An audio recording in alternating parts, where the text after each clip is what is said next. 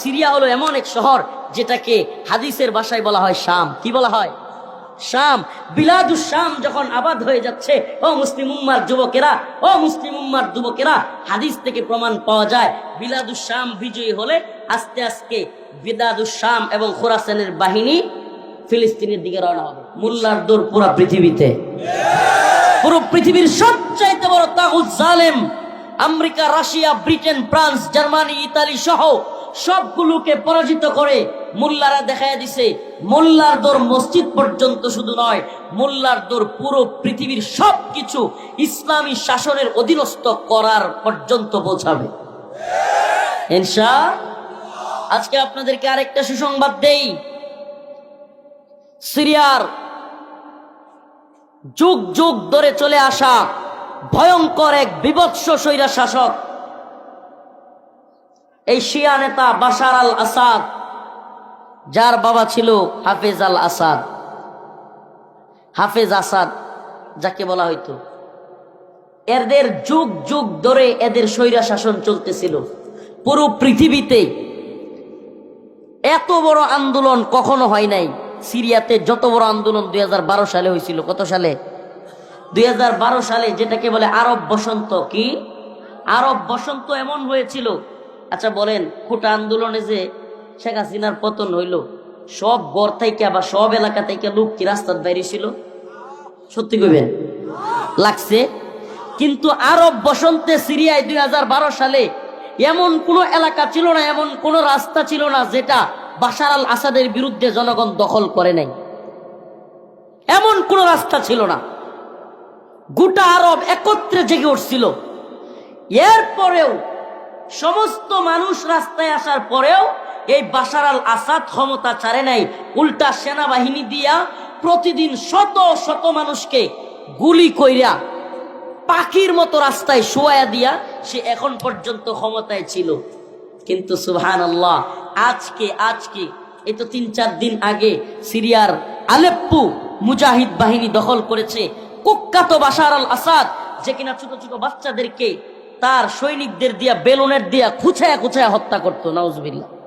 বন্দুক দিয়া গুলি করার পরে বন্দুকের নলে দেখবেন একটা চাকুর মতো থাকে। কি থাকে? এটারে বলে বেলুনের। এইটা দিয়া খুঁচায়া খুঁচায়া মুসলিমদেরকে মারতো। সেই কুখ্যাত বাশার আল আসাদের কাছ থেকেও আল্লাহ পাক আজকে মুজাহিদদের বিজয় দান করতেছেন। সুবহানাল্লাহ। বিজয় ধ্বনি গোটা পৃথিবীতে শোনা যাচ্ছে। এদিকে ভারতও আমাদেরকে ভালোই হুমকি ধমকি দিতেছে। ভারত আজকে একটু আগে নিউজটা দেখলাম, আপনারা দেখছেন কিনা, আরএসএস, আসলে আমরা গ্রামগঞ্জের মানুষ তো এতটা রাজনীতি সচেতন না।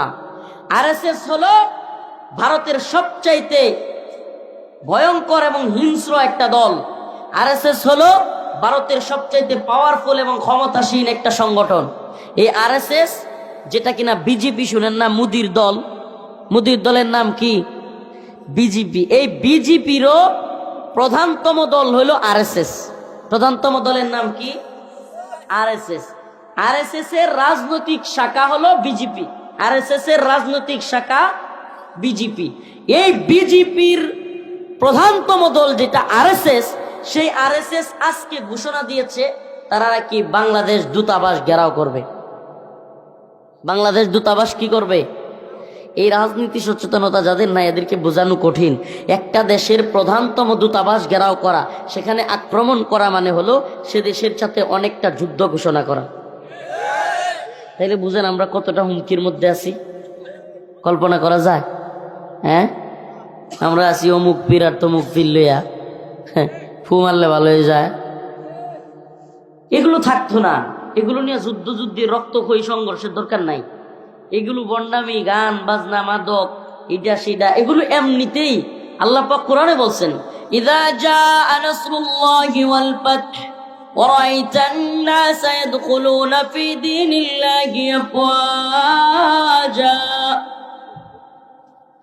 আল্লাহ রাব্বুল আলামিন বলেন, আল্লাহর পক্ষ থেকে যখন সাহায্য চলে আসবে এবং বিজয় মুসলমানদের হয়ে যাবে, তখন আর কোন ধরনের আপনাকে কাউকে বুঝাইতে হবে না। আপনি আল্লাহ প্রদত্ত ভাবে আল্লাহ বলেন, ইয়াদখুলুনা ফি দীনিল্লাহি আফওয়াজা ওয়া রাআইতান নাস, আপনি দেখবেন ইয়াদখুলুনা, দলে দলে মানুষেরা ইসলামে প্রবেশ করতেছে। সুবহানাল্লাহ। আফগানিস্তানে মাজারা ছিল না, বন্ডপীর ছিল না, এখন যায় দেখেন একটারে হুইজা পান কিনা, ভাঙতে হয় না, এগুলো সব এমনি পালাইছে। এই জন্য বলি কি, এদের সাথে ফাইটটা করিয়েন না, এদের সাথে মূল খুচাখুচিটা করিয়েন না। এরা বেদাতি হইতে পারে, কিন্তু কেউ মুসলিম বলতে পারবেন? সমস্যাটা কোথায় জানেন? এদেরকে কি কাফের বলতে পারবেন?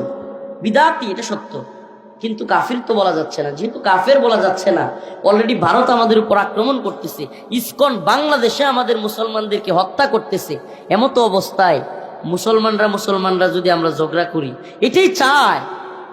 এই তথাকথিত আপনার সন্ন্যাসীবাদী কিংবা আপনার সুফিবাদী, এটা কোত্থেকে আসছে? সুফিবাদ তৈরি করছে ইংরেজরা। সুফিবাদের সাথে এই ইসলামের ন্যূনতম কোনো সম্পর্ক নাই। সুফিবাদ এবং হক্কানি পীর দুটো এক জিনিস না। এই গাঞ্জা সেবন করা, মাজারে গিয়া সিজদা করা, মান্নত করা, এগুলোর সাথে ইসলামের ন্যূনতম কোনো সম্পর্ক নাই। কিন্তু এখন আপনি মূল ফাইটটা যদি, আচ্ছা আপনি কর, আপনার একজন শত্রু আপনার দেহা মাত্র মেরালবো, কি করব? এই কথা বুঝতেছেন না নাকি বেড়া? কথা কন্যা করে একজনে দেহা মাত্রই মেরালবো। আপনার নিজের বাসায় নেত্রকোনার কিশোরগঞ্জের বাসা তো প্রায় একই। আর একজনে আপনারা দেখলে এমন শত্রু, আপনার এক শত্রু কি করবো দেখা মাত্রই, আর এক শত্রু হইলো আপনারা দেখলে ঠ্যাং টুং ভাঙালবো, মারতো না, কি করব? আর একজন শত্রু হইলো আপনারা দেখলে ঠ্যাং ভাঙতো না, মারতো না, কিন্তু কথা বুক বুক করবো কুত্তার মতো, কি করবো? শত্রু কিন্তু তিনোটাই, শত্রু কিন্তু কথা হয় না। একজন কি আরেকজন ঠ্যাং টুং, আরেকজন দম গাইব, একটু বক বক করবো। এখন আপনি কোন আপনার ফোকাস, আপনার সময় কার পিছনে ব্যয় হবে, অর্থাৎ কার থেকে বাঁচার জন্য আপনি আগে চেষ্টা করবেন? যে আপনার ধমক দিব, যে আপনার ঠ্যাং ভাঙবো, না আপনার যে দেখলি মেরে ফেলবে? বুদ্ধিমান যে, সে কি করবে? কোন শত্রুর বিরুদ্ধে লাগবে? হ্যাঁ, যে মাইরালবো, এটা যদি আমরা ক্যাট করে বলতে, যেটা ধমক দিব এটা এফাও ধরবো। এই কথাটা বুঝাইতেছি। যে শত্রু আপনার দেখা মাত্রই কি করব? মেরে ফেলবে, ওইটারও যদি আমরা ক্যাট করে লাইতারুন, তাইলে এমনিতেই যে আপনারা দেখলেই গেও গেও করবো, ওহাবি এটা করবো, এটি দেখবেন এমনি হওয়া ধরবো। কথা বুঝছেন তো? আরো গভীরে যেন ধরার আছে। হ্যাঁ, আপনি তালেবানের দিকে তাকায় দেখেন, আফগানিস্তানের দিকে। আফগানিস্তানের তালেবানের নাম শুনেন নাই? শুনছেন? আচ্ছা, আমেরিকা কিংবা ফ্রান্স, ব্রিটেন, জার্মানি, রাশিয়া, এদের সৈন্য কি তালেবানের চাইতে কম ছিল না বেশি? সৈন্য সংখ্যা কম না বেশি? এরপরে কামান কম ছিল না বেশি? বিমান কম ছিল না বেশি? যারা একটুও খবরাখবর রাখেন, আমেরিকা, রাশিয়া, এরপরে জাপান, জার্মানি, ফ্রান্স, ইতালি, অনেকগুলো রাষ্ট্র একত্রিত হয়ে আফগানিস্তানে হামলা করেছিল। এদের সৈন্যবাহিনী, এদের বিমান, কামান, ট্যাঙ্ক, যুদ্ধজাহাজ, সাবমেরিন, কোনোটাই তালেবানের চাইতে কম ছিল না বেশি ছিল? সবকিছু বেশি থাকার পরেও জিতছে কারা, হারছে কারা? সুবহানাল্লাহ। জিতছে কারা, হারছে কারা? আমেরিকা এবং নেটো। কেন কন্ত? সুবহানাল্লাহ। একটাই কারণ, আমাদের কাছে কামান কম, বিমান কম, জঙ্গি যুদ্ধ জাহাজ কম, সাবমেরিন কম, অস্ত্র কম, কিন্তু একটা অস্ত্র আছে, এটা হলো ইমানের অস্ত্র। কিসের অস্ত্র? যারা লড়তে জানে, মরতে ভয় করে না। সুবহানাল্লাহ। যারা কি করে? লড়তে জানে, মরতে ভয় করে না। প্রিয় হাজিরিন, আব্দুল্লাহ ইবনে আব্বাসের ঘটনা বলতেছিলাম। আব্দুল্লাহ ইবনে আব্বাস বলেন, আমারে নেওয়ার কারণে তারা খুব কষ্ট পাইতো, মাঝে মাঝে কেউ কেউ বইলেই বসতো। একদিন একজন বলতেছে যে, আপনি ইয়া ওমর, আপনি এই ছোট্ট ছেলেটাকে আমাদের মুরব্বীদের মজমায় কেন নিয়ে আসেন? আব্দুল্লাহ ইবনে আব্বাস রাদিয়াল্লাহু আনহুকে হযরত ওমর ডাকলেন। ডাকার পরে সবার সামনে একটা প্রশ্ন করলেন, আচ্ছা, এই যে সূরাটা নাজিল হয়েছে, সূরাতুন নাসর, ইযা জাআ নাসরুল্লাহি ওয়াল ফাতহ ورأيت الناس يدخلون في دين الله أفواجا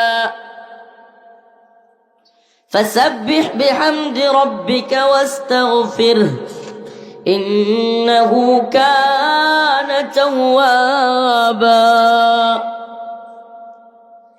এই সূরার মধ্যে আল্লাহ পাক কি বুঝাইছেন এটা একটু বলেন তো আপনারা। আপনাদেরকে আমি প্রশ্ন করি নাই, প্রশ্নটা করেছেন হযরত ওমর রাদিয়াল্লাহু আনহু। কে? হযরত ওমর রাদিয়াল্লাহু আনহু। কাদেরকে করেছেন? কোন সাহাবীদেরকে?